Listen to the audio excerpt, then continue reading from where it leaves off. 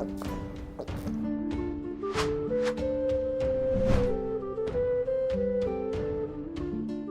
Moin, hallo und herzlich willkommen zu einem neuen Video hier auf meinem Kanal. Heute gibt es ja eine Runde Shakes and Fidget. Neue Runde, neues Glück.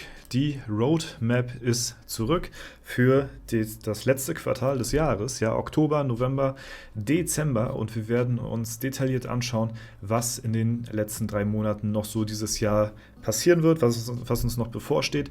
Ein paar spannende, interessante Sachen stehen auf jeden Fall vor der Tür.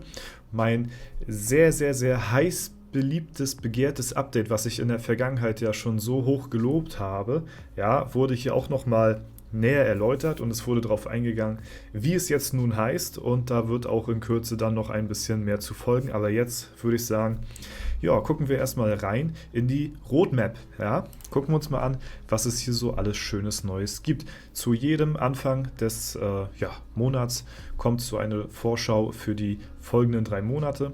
Deswegen bin ich da immer sehr, sehr gespannt, was wir hier so sehen. Wir sehen schon hier Oktober, Halloween, November sehen wir hier Black Friday und Dezember sehen wir hier nochmal Winter, Legendary Dungeon. Ja, das ist auch schon so der grobe Umriss auf jeden Fall. Aber fangen wir erstmal an mit dem Oktober. Serverstart EU23 am 3. Oktober. Ich denke mal, das müssten die meisten von euch schon wissen. Ein weiterer Serverstart bedeutet eine weitere Chance, an die Spitze der Rangliste zu klettern und eure Dominanz im Spiel zu beweisen. Macht euch bereit für den spannenden Start von EU23, der am 3. Oktober seine Türen öffnet. Dieser neue Server verspricht frische Herausforderungen und die Möglichkeit, eure Fähigkeiten zu beweisen, während ihr um den Spitzenplatz konkurriert. Taucht ins Geschehen und hinterlasst eure Spur. Das Update 27.5 hat die Barden-Klasse angepasst. Der Einfluss von Ausdauer auf die Bonusdauer der Melodie der Durchschlagskraft wurde entfernt. Wie wird sich das wohl auf die Leistung des Barden beim Serverstart auswirken? Ich denke mal, ich werde mal den Barden ausprobieren. Ja? Wir hatten ja letztes Mal, als der Druide reworked worden ist, haben wir den ja mal zum Serverstart getestet. Ich habe schon seit Jahren, glaube ich, keinen Baden mehr zum Serverstart gespielt, weil mir die Klasse einfach ein bisschen befremdlich war, muss ich sagen. Aber ich werde mich auf EU3 mal wieder mit dem Baden ranwagen. Ja, wird natürlich auch nur wieder ein temporärer Serverstart. Also ich werde da die ersten paar Wochen, vielleicht 1, 2 Monate oder so mitnehmen, aber dann war es das auch. Auf jeden Fall spätestens ab EU24. Da kommen wir dann auch nochmal gleich dazu. Da startet ja dann auch der Pestdoktor dieses Jahr noch. Das haben wir ja auch noch. Werde ich dann so lange den Baden testen und ab EU24 auch dann mit dem Pestdoktor definitiv auch mal die Klasse ausprobieren. Auch das wird nur ein temporärer Server werden. Ja? Tag der Deutschen Einheit am 3. Oktober. Wow, kaum zu glauben, dass die historische Wiedervereinigung Deutschlands schon 35 Jahre her ist. Dieses bedeutsame Ereignis hat Nation und Menschen nachhaltig geprägt. Zu Ehren dieses Anlasses feiern wir den Tag der Deutschen Einheit mit einer Reihe unterhaltsamer und kurzweiliger Ingame-Events. Ja? Wusstest du, dass es in der DDR bis zur Wiedervereinigung nur ein einziges alkoholfreies Bier gab? Passenderweise hieß es Aubi, Autofahrbier. Ja? Glückstag kommt am 17. Oktober. Erlebe den Nervenkitzel des Glückstags, indem du wertvolle Belohnungen aus verschiedenen Events sammeln und sie sofort einsetzt. Spürt ihr schon den Endorphin-Kick, die Chance, Belohnungen zu verdienen und direkt zu nutzen, sorgt für ein unvergessliches oder unvergleichliches spannendes Spielerlebnis. Okay, und dann sind wir auch schon durch mit dem Oktober. Ja, hält sich bisher in Grenzen, aber das Spannende kommt im November und Dezember. Halloween am 31. Oktober. Süßes oder Saures? Diese klassische Frage erinnert an die herrlichen Halloween-Traditionen, die bereits mit Spannungen erwartet werden. Ob ihr Süßes bevorzugt oder spielerische Streiche, letztlich liegt es an euch, das Beste aus dem Event zu machen. Verwöhnt ihr euren Charakter und genießt den Spaß oder spielt ihr euch selbst einen Streich und verpasst die Gaudi, eure Entscheidung. Okay. Und dann kommen wir schon zu Update 28.0 gegen Ende Oktober, der Pestdoktor. Neue Klasse, coming soon. Das Community-Feedback aus 2 Closed-Beta-Phasen inklusive Forendiskussionen und Umfragen zeigt eine hohe Akzeptanz der Pestdoktor-Klasse. Wenn alles nach Plan läuft, führen wir den Pestdoktor mit diesem Update ein.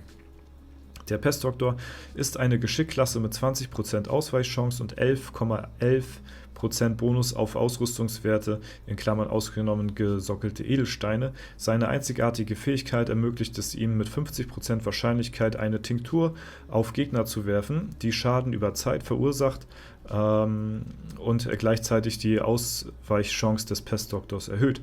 Sowohl der Schaden als auch die erhöhte Ausweichchance nehmen im Verlaufe der Wirkzeit des Giftes ab. Tinkturen können geblockt oder ausgewichen werden und der Pestdoktor kann keine Tinkturen auf Magier werfen. Ja?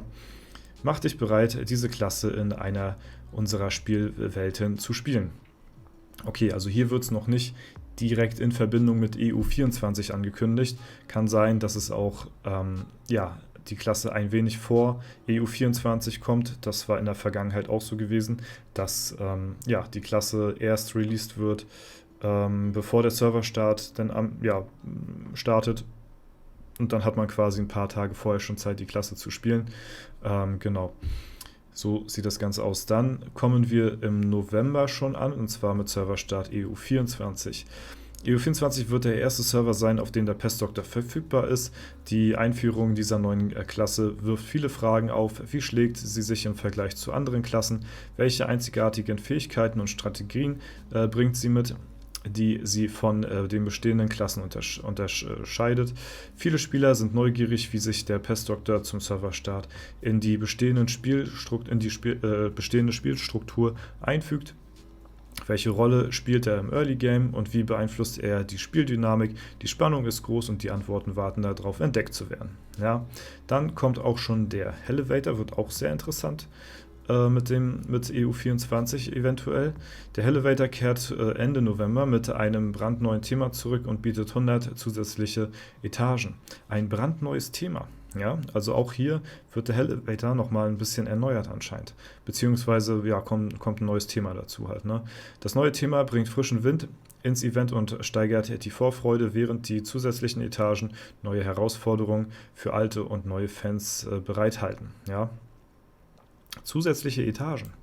Ich bin gespannt, was da auf uns wartet mit dem Elevator. Ja, das klingt auf jeden Fall so, als ob da irgendwie was erweitert wird. Ja, aber da werden wir abwarten, bis es dann soweit ist.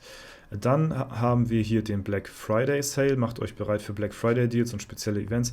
Also das wird sehr interessant. EU24 mit dem Pestdoktor, Elevator und Black Friday Event in kurzer Zeit. Also EU24 könnte auf jeden Fall auch relativ interessant werden. Ja, aber gucken wir mal.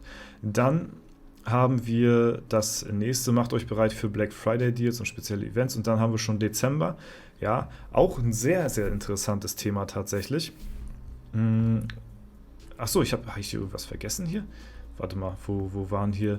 Ach lol, ich habe hier den wichtigsten Teil habe ich total vergessen, ja, und zwar, nachdem wir hier mit dem Pestdoktor fertig waren, haben wir noch einen ganz kleinen Abteil, aber dieser ganz kleine Abteil, der ist so unscheinbar, eigentlich müsste dem so eine richtige, weiß ich nicht, also müsste dem mehr gebührt werden auf jeden Fall. Wir haben hier einmal das Update, was ich anfangs des Videos erwähnt hatte, und zwar neuer Sammelalbumbereich Taten und Titel.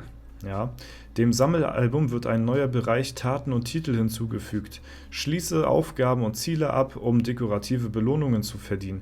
Diese verleihen keine Boni, aber ihr könnt eure Errungenschaften im Spielerprofil präsentieren. Weitere Infos folgen bald. Eventuell wurde dem Ganzen noch nicht so viel Aufmerksamkeit verliehen, weil es bisher jetzt nur so ein bisschen angeteasert worden ist. Also der Name ist jetzt bekannt vom Event, Taten und Titel. Das Ganze wurde uns Creatoren schon damals gezeigt, als wir in Hamburg bei Playa Games eingeladen worden sind. Also wir kennen das Ganze schon eine Zeit lang, aber wir haben bisher auch keine tieferen Infos dazu. Wir haben ein paar Bilderchen gezeigt bekommen, auch zum Event, und haben da ein bisschen drüber geredet. Und das sah für mich sehr vielversprechend aus. Und das ist ja auch das, was ich so in der Vergangenheit ein bisschen angeteasert hatte. Das ist das Event, worauf ich mich, oder beziehungsweise die Erweiterung, worauf ich mich persönlich sehr freue, weil das eine rein dekorative Erweiterung ist. Es gibt, wie gesagt, keinerlei Boni. Das heißt, Pay-to-Win-Spieler können sich über Free-to-Play-Spielern keinen Vorteil darüber verschaffen. Es dient einzig und alleine dem Flex. Ja, einzig und alleine sehen und gesehen werden. was man dann halt in sein Spielerprofil sozusagen ausstellen kann. Diese Taten und Titel, diese Trophäen, die man eventuell dort bekommen kann, oder ja, bestimmte Ehrungen oder ne, was es da halt eben alles so gibt an Taten und Titel. Und das ist halt eben vergleichbar so ein bisschen mit den Orden von damals, würde ich persönlich behaupten. Wer die Orden von euch damals noch kennen sollte, und ich denke mal, es sind ja einige Langzeitspieler hier auch am Start. Ansonsten habe ich die ja auch mal, gab es die auch früher in meinen ersten Videos zu Shakes and Fidget, da waren die auch noch aktiv, bevor sie irgendwann entfernt worden sind, vor zig Jahren. Ja, da konnte man quasi bestimmte Achievements sammeln. Zum Beispiel erreiche, keine Ahnung, 10.000 Stadtwachenstunden oder gewinne 100.000 Arena-Kämpfe oder sammle so und so viel Milliarden Gold oder damals noch mit Freunde anwerben, wirb so und so viele Freunde an und dann hast du da halt eben diese Orden ausbauen können zu verschiedenen Kategorien bzw. Wertigkeiten so. Ne, da gab es dann auch so eine Gold, Silber, Bronze, Platin Orden gab es da, je nachdem wie du halt eben performt hast in diesen jeweiligen Kategorien und die waren dann halt direkt in deinem Profil ersichtlich und andere Spieler konnten halt sehen, was hat derjenige schon an Achievements erreicht. So und so ähnlich stelle ich mir das auch vor mit den Taten und Titeln, nur halt eben in einer erweiterten Funktion, sodass man dann auch quasi neue Challenges dazu fügt. Keine Ahnung, was das sein kann alles, das werden wir dann sehen, wenn es soweit ist. Und da lege ich persönlich sehr viel Wert drauf, weil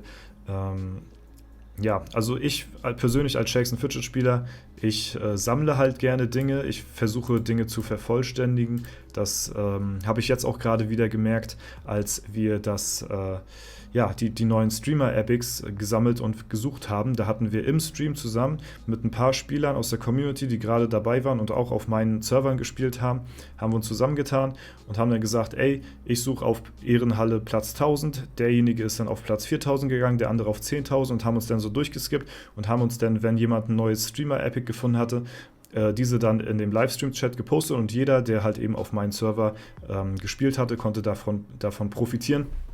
Und es hatte mir mega Spaß gemacht, diese Dinge zu collecten, zu sammeln, zu finden. Und das ist auf jeden Fall was ich wo ich einfach sehr viel Spielspaß dran habe.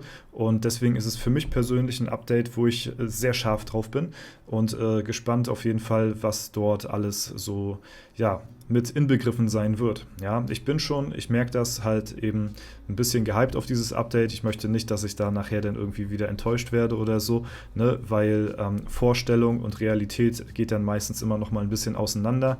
Deswegen werden wir einfach schauen, was dort halt alles so zu sammeln ist, was dort für Dinge auszustellen sind, die man halt eben als Spieler dann so sehen kann in dem Profil so. Und deswegen, aber ich persönlich als Langzeitspieler finde das sehr, sehr cool, dass man halt eben Dinge präsentieren kann, die man schon über Jahre oder sowas, ne, oder neue Achievements halt eben sammeln kann, um halt einfach so ein bisschen zu zeigen, okay, das sind meine Statistiken hier, ne, einfach ein bisschen mehr Statistiken auch ins Game bringen. Ne, und das halt in Verbindung mit dekorativen Artikeln, die du halt präsentieren kannst, das ist halt sehr cool auf jeden Fall. Ne? Und es ist halt nicht, dass irgendwelche Pay-to-Win-Spieler sich einen Ingame-Vorteil erarbeiten können. Einfach nur zur Schaustellung halt. Und da kann ja jeder machen, wie er will. Ne? Okay, das auf jeden Fall dazu, aber da werden wir sehen, wenn es dann soweit ist. Ansonsten haben wir jetzt hier im Dezember die nächste Fusion und wer aufgepasst haben sollte, es gibt keine internationalen Server mehr, die man mergen kann. Das heißt, es werden nur noch Fusionsserver fusioniert. Das heißt, sowas wie Maven entsteht, Maven 2.0 vielleicht, ein neuer Fusionsserver. Das könnte tatsächlich schon eventuell meinen Server betreffen, denn wenn wir einfach mal auf die Serverliste schauen, dann sehen wir, Fusion 1 bis Fusion 5 wurden ja zu Maven fusioniert. Ja, das ist ja hier der Server jetzt hier. Und jetzt haben wir hier Fusion 6, 7, 8, 9, 10 eventuell, die hier zusammengeführt werden könnten. Also eventuell könnte der Fusion 9 Server, der ja auch der Test-Server ist, eventuell mit anderen Servern gemerged werden, sodass halt eventuell Fusion 6, 7, 8, 9 und 10 zu einem neuen großen Fusions-Server werden wie Maven und das der nächste große Beta-Server in dem Sinne wird, weil Fusion 9 der Test-Server ist, wo halt eben die Updates vorher auch einen Tag immer getestet werden. Ne? Aber das werden wir auch soweit sehen, wenn wir Dezember haben. Das finde ich auch sehr interessant, weil da werde ich mit meinem Chart, denke ich mal, auch von betroffen sein. Und da werden sich definitiv einige interessante neue Strukturen bilden. Das, denke ich mal, wird passieren. Genau. Dann Update, das letzte Update des Jahres ist Anfang Dezember geplant.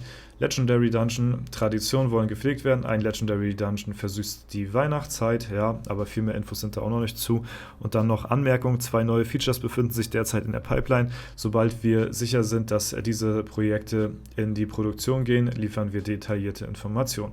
Genau, also das ist so der Ausblick über die nächsten 3 Monate. Ne? Ein Monat ist mehr detailliert als der andere, natürlich umso weiter die Monate weg sind, desto grober wird es hier auf jeden Fall. Dezember ist jetzt nicht so viel, ne, was jetzt hier detailliert gezeigt wird, außer eine Fusion, was ja auch schon eine gute Info ist auf jeden Fall und halt der LD. Ne? Ansonsten ja, haben wir jetzt erstmal soweit einen Ausblick. Ne, wie gesagt, für mich persönlich hier das Ding, das Highlight, was eventuell dieses Jahr noch kommen könnte. Ne, Pestdoktor freue ich mich auch drauf, aber das ist für mich persönlich wirklich so das absolute Nonplusultra. Und wenn das wirklich so gelauncht wird, wie man sich das vorstellt, ja, dann werden wir da sehr viel Spielspaß mit haben, denke ich mal. Und aber auch da erstmal Füße stillhalten, nicht zu doll hypen, ne? Erstmal Erwartungen relativ weit niedrig lassen und dann positiv überrascht werden, als wenn man sich jetzt schon zu sehr drauf freut und eine Erwartungshaltung hat, die vielleicht nachher nicht gerecht wird. Ne? Einfach neutral und gelassen das Ganze beobachten und gucken, wie es kommt und dann werden wir sehen, wie das Ganze dann released wird. Ne? Also bis dahin war es das soweit von mir. Ihr seid wieder aktuell informiert über die nächsten 3 Monate. Falls ihr auch in Zukunft keinerlei weiteren Informationen verpassen wollt, dann lasst sehr gerne ein Abo da. Hier werdet ihr auf jeden Fall dann dementsprechend auch rechtzeitig informiert. Und bis dahin soll es das soweit gewesen sein. Wenn es euch gefallen hat, lasst gerne eine Bewertung, Kommentar dazu da. Ansonsten wünsche ich euch noch einen super schönen Tag. Vielen Dank fürs Zuschauen. Haut rein und bis zum nächsten Mal.